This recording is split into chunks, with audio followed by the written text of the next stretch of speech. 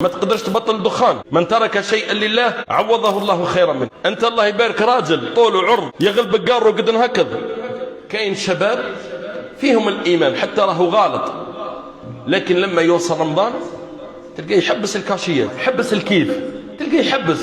لما يعني ربي عز وجل وفقك وقدرت تحبس هذا السم شر، هاك صوفيت خلاص، هاك نجحت، علاش ترجع بعد رمضان؟ فإذا أبدأ من الآن، من الآن اللي راه مبتلى حتى بالدخان أعزكم الله، حتى بالدخان، الدخان راه معصية وراه منكر لا يرضاه الله ولا رسوله وتعافه الملائكة.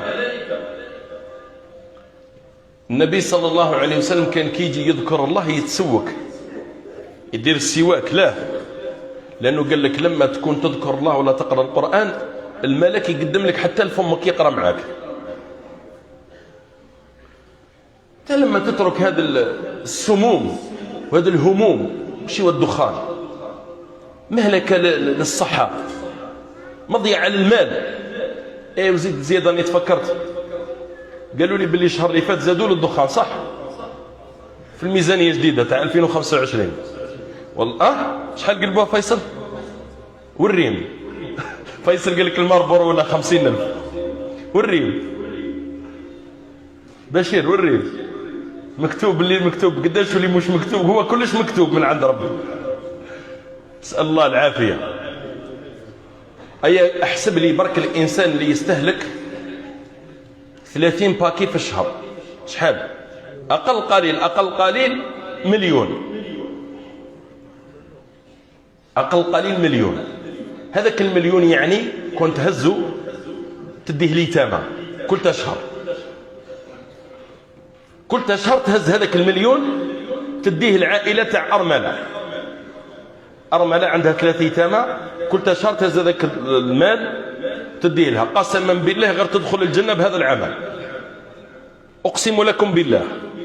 من ترك شيئا لله عوضه الله خيرا منه. ما تقدرش تبطل الدخان، أنت الله يبارك راجل طول وعرض يغلب قارو قد هكذا، ها؟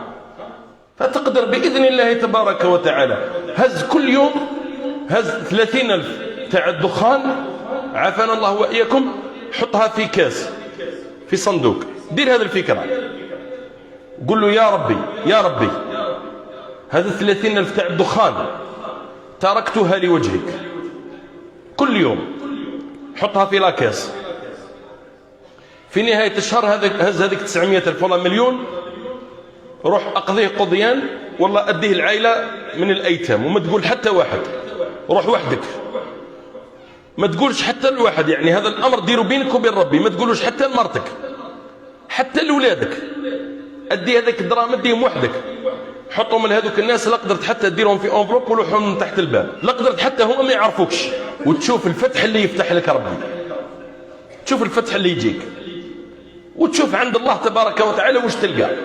من ترك شيئا لله عوضه الله خيرا منه. النبي صلى الله عليه وسلم كان يكره الرائحة السيئة عند ذكر الله.